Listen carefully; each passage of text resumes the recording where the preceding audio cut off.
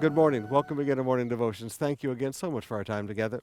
I'm here at the shores of the Sea of Galilee, and I wish you understood how excited everybody was about the water level this year at the Sea of Galilee. It's over 2 meters deep than it normally is and still rising as the snows from Mount Hermon begin to melt. Mount Ebal is right over here to the left. The city of Tiberias is back there in the background. And here again, on the shores of the Sea of Galilee, we find our story. Mark chapter 7, beginning with verse 31. Then Jesus left Tyre and went up to Sidon before going back to the Sea of Galilee and the region of the 10 towns.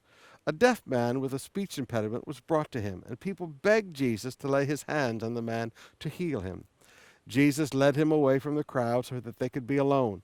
You know, sometimes miracles need to happen in private, and you'll see why here in a minute. He put his fingers into the man's ears. Then, spitting on his own fingers, he touched the man's tongue. Looking up to heaven, he sighed and said, "Apatha," which means be opened. And instantly the man could hear, and his tongue was freed, so he could speak plainly. Jesus told the crowd not to tell anyone, but the more he told them not to, the more they spread the news. Now notice, the more he told them not to, the more they spread the news.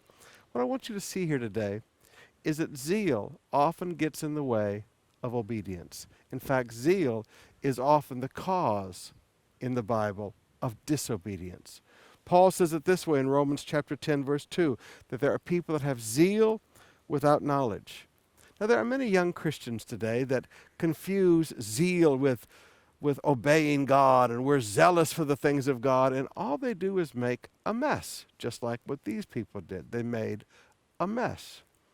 One day, you and I need to sit down and learn to understand that our zealousness does not replace obedience.